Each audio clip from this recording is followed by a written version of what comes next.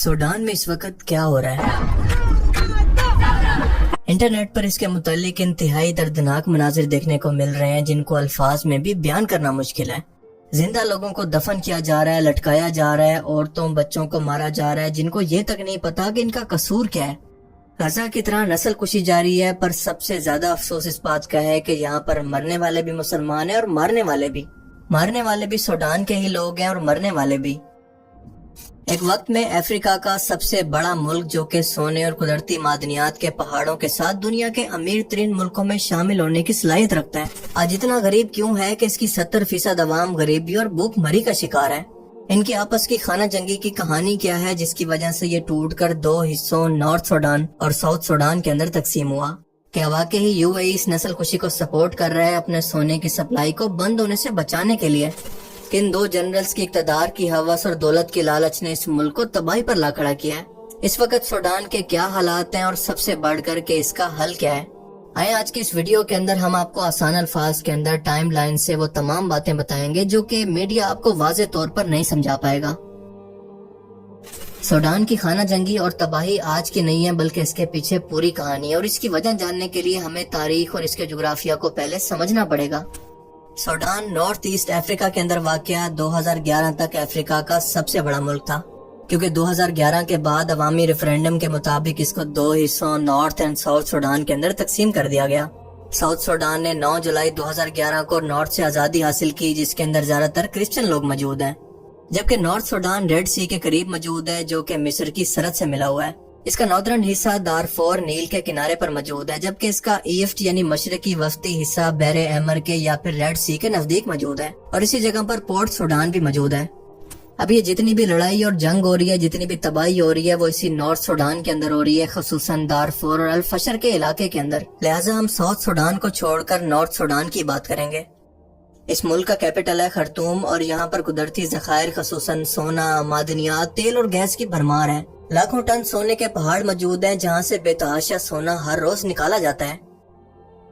Second world war से पहले Sudan पर भी बरतानिया का कंट्रोल था, जबकि इसके बाकी हिस्से पर जो कि मिस्र से मिलता था, यहाँ पर मिस्र का कंट्रोल था, जैसा कि आप मैप में देख सकते हैं। इसको एंग्लो इजिप्शियन सूडान कहा जाता था।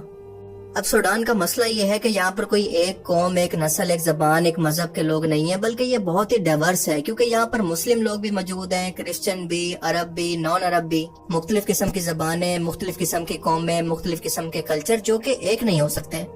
मगर जब दूसरी जंग अजीम के बाद साल 1956 के अंदर सूडान को आज़ादी मिली तो बरतानिया ने इसके साथ भी वही किया जो कि इंडियन सब कॉन्टिनेंट के साथ किया था।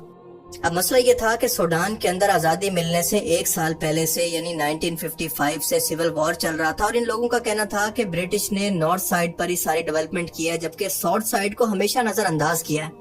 इसके अलावा इनका कहना था कि सूडान पर एक साथ 2 ताकतों ने यानी बरतानिया और मिस्र ने इनको अपना गुलाम बना रखा है। इनके वसाइल और दौलत को अपनी मर्जी से जितना चाहे लूट रहे हैं, हालांकि इन तमाम वसाइल पर सूडान के लोगों का हक है। लिहाजा यहाँ की अवाम अब इन दोनों ताकतों से तंग आ चुकी थी और इनसे आज़ादी चाहती थी।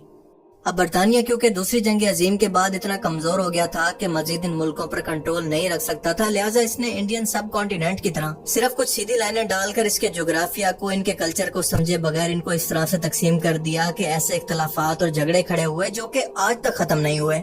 आप जरा सूडान का मैप देखें, आपको ऐसा लगेगा जैसे किसी बच्चे ने होमवर्क से जान छुड़ाने के लिए स्केल लेकर बस सीधी लाइनें खींचकर पकड़ा दी हो कि ये लो तुम्हारा मुल्क। आज़ादी मिलने के बावजूद भी जो सिविल वॉर सूडान के अंदर चल रहा था वो 1972 तक यानी तकरीबन 17 साल तक ऐसे चलता रहा, जिसकी वजह से दोनों तरफ से लाखों सूडानी मारे गए। आखिरकार 1972 के अंदर ये अदास बाबा एग्रीमेंट के बाद खत्म हो गई। मगर मसला ये था कि इस एग्रीमेंट से सिर्फ 3 साल पहले यानी 1959 के अंदर जाफिर अल नमीरी नाम के एक डिक्टेटर ने मौजूदा हुकूमत का तख्ता उलटकर हुकूमत पर कब्जा कर लिया था, और ये 1985 तक हुकूमत में रहा। लेकिन आप जानते हैं कि फौजी क्योंकि एक सियासतदान नहीं होता, लिहाजा इसके गलत फैसलों की वजह से सूडान के अंदर एक बार फिर से सिविल वॉर की शुरुआत हो गई। फिर इसके बाद टाइम आता है सूडानी मिलिट्री चीफ उमर अल बशीर का। इस बंदे ने प्राइम मिनिस्टर सादिक अल मेहदी को ओहदे से हटाया, और इसके बाद 1993 के अंदर सूडानी प्रेसिडेंट अहमद अल मीर गनी को ओहदे से हटाकर हुकूमत पर कब्जा कर लिया।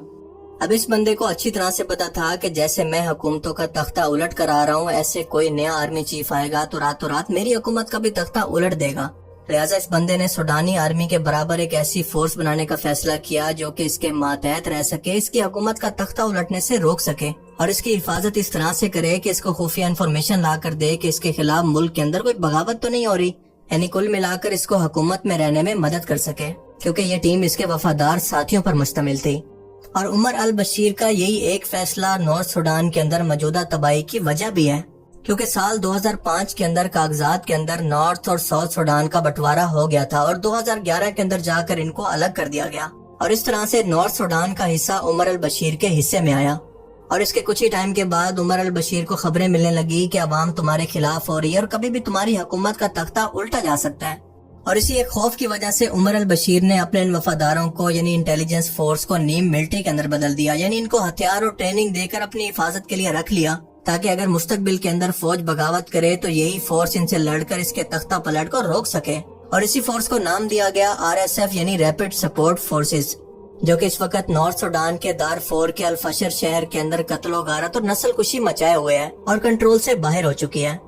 یعنی کل ملا کر آپ یہ کہہ سکتے ہیں کہ سال 2013 سے اس ملک کے اندر دو فورسز کام کر رہی ہیں، ایک تو سوڈان کی اپنی آرم فورسز جس کا چیف ہے جنرل عبد الفاتح البرہان، اور دوسری ہے عمر البشیر کی RSF جس کا چیف تھا محمد حمدان دکالو موسیٰ، جس کو ہیمیٹی بھی کہتے ہیں۔ اب حالت یہ تھی کہ ایک طرف جہاں پر سوڈانی آرم فورسز بارڈر اور سیکیورٹی کو دیکھ رہی تھی تو دوسری طرف عمر البشیر کی RSF نارتھ سوڈان کا گولڈ اور منرل نکال کر اس کے لیے خوب دولت اکٹھی کر رہی تھی، اور اسی گولڈ کو گلف کنٹریز خصوصاً UAE کو سمگل کر کے خوب پیسہ کماتی تھی۔ اس کے علاوہ عمر البشیر کی یہ RSF سیکیورٹی کا کام بھی کر رہی تھی اور اس کے سیاسی مخالفین کو بھی چن چن کر قتل کر رہی تھی، جبکہ ان دونوں کے درمیان عام عوام کی حالت انتہائی خراب ہو چکی تھی۔ بھوک، غربت اور بھوک مری سے لوگ مر رہے تھے، کرپشن، لوٹ کسوٹ سے لوگ تنگ آ چکے تھے۔ آخرکار جب عوام کے سر سے پانی اونچا ہوا تو 2015 کے اندر یہ عوام سڑکوں پر اتری اور ہنگامے شروع ہو گئے، اور ان لوگوں کی ڈیمانڈ تھی کہ عمر البشیر کو اقتدار سے ہٹایا جائے، یہاں پر سویلین حکومت قائم کی جائے کیونکہ وہ ایک ڈکٹیٹر ہے۔ اب یہاں پر مزے کی بات یہ ہے کہ وہی RSF جس کو عمر البشیر نے اپنی حکومت کو بچانے کے لیے بنایا تھا، جب اس نے دیکھا کہ عوام عمر کے خلاف جا رہی ہے اور اس کے خلاف بہت زیادہ مشتعل ہے، تو خود اس کے چیف نے سوڈانی آرمی چیف کے ساتھ مل کر یہ سازش کی کہ ہم دونوں مل کر عمر البشیر کا تختہ پلٹ کر دیتے ہیں اور یہ بہترین ٹائم ہے، اور پھر اس کے بعد دونوں مل کر حکومت کو بانٹ لیں گے۔ لہٰذا ہم نے دیکھا کہ سال 2019 کے اندر عمر البشیر کی حکومت کو ختم کر کے اس کو جیل میں ڈال دیا گیا۔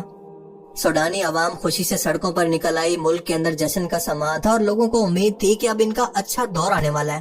پر یہ ان بیچاروں کی بہت بڑی غلط فہمی تھی، کیونکہ یہ تو برے سے بھی زیادہ بھیانک دور کی شروعات تھی، کیونکہ عمر البشیر کی حکومت کو گرا کر عوام کو حکومت کرنے کا حق دینے کی بجائے ایک بار پھر سے سوڈانی آرمی چیف عبد الفاتح البرہان صدر بن گیا اور RSF کے جنرل حمدان دکالو کو اپنا نائب صدر بنا دیا۔ اب ان دونوں نے مل کر دنیا کو دکھانے کے لیے اور ان کی سپورٹ حاصل کرنے کے لیے مل کر ایک عارضی حکومت بنائی جس کو ٹرانزیشنل سوورینٹی کونسل کا نام دیا گیا۔ اس عارضی حکومت نے وعدہ کیا کہ 3 سال 3 ماہ بعد حکومت عوامی نمائندوں کے حوالے کر دی جائے گی، اور اسی ایک وعدے کی وجہ سے سوڈان کے اپنے آس پاس کے ملکوں سے اچھے تعلقات بنے۔ یونائٹڈ نیشن، افریقن یونین، عرب لیگ اور OIC نے اس کی حکومت کو تسلیم کیا۔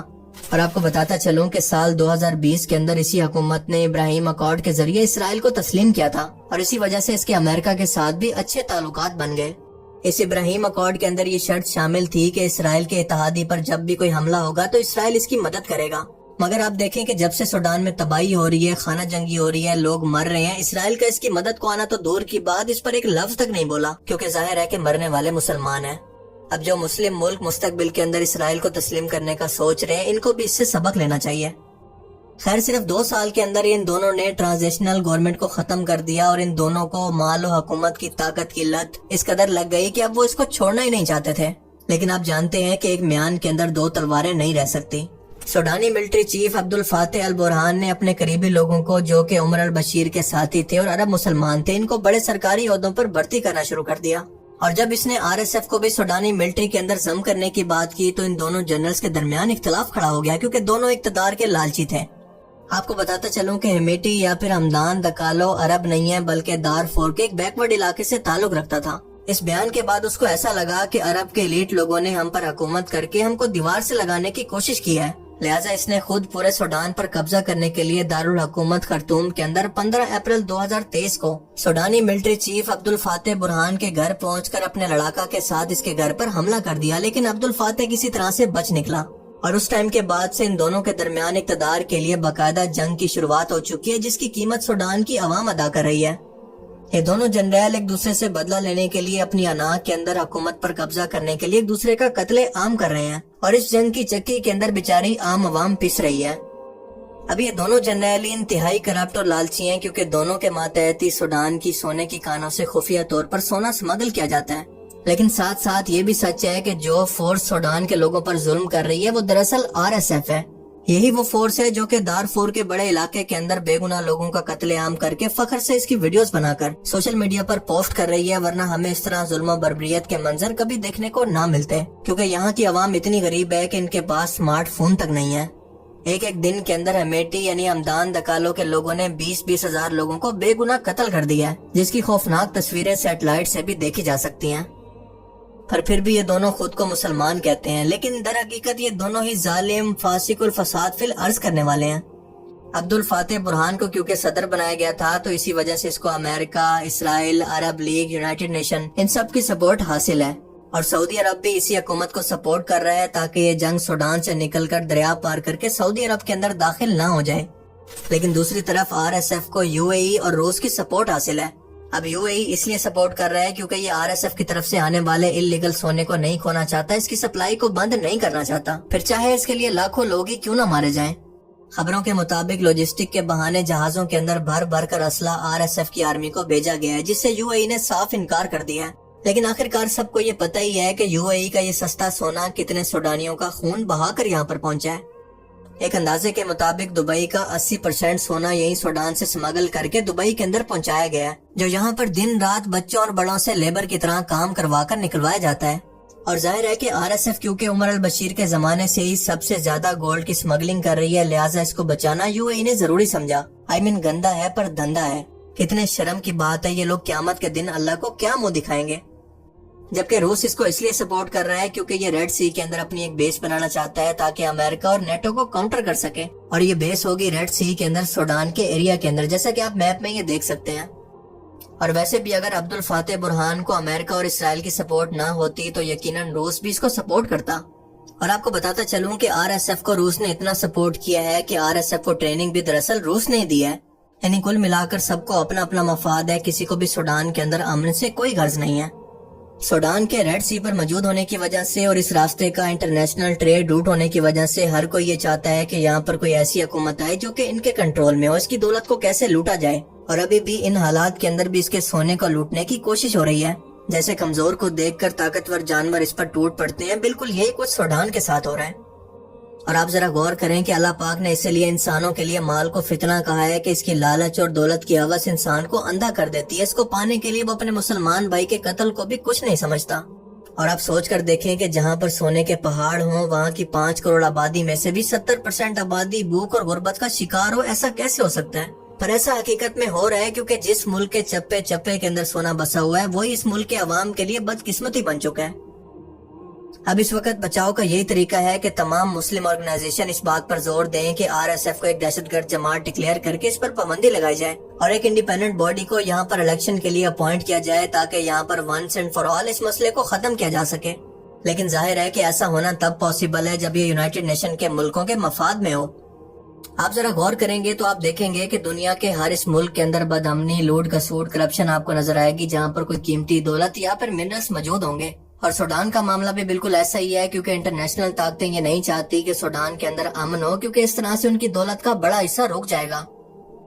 خیر اس وقت صورتحال یہ ہے کہ RSF دارفور کے حصے پر قبضہ کر چکی ہے اور اس کے بعد آگے بڑھ رہی ہے، جبکہ دوسری طرف ان کا مقابلہ کرنے کے لیے سوڈانی آرمی کے پاس ایئر سپورٹ تو موجود ہے، لیکن جب تک UAE اور رشیا RSF کی سپورٹ بند نہیں کریں گے تو ان کو روکنا انتہائی مشکل ہے، اور مستقبل کے اندر خدا نہ خواستہ اس سے بھی بھیانک ویڈیوز آپ کے سامنے آ سکتی ہیں۔ لہٰذا آپ کا صرف یہ کام ہے کہ آپ اس کے بارے میں سوشل میڈیا پر اویئرنس دیں، اس نسل کشی کو انٹرنیشنل فورم پر ڈسکس کیا جائے۔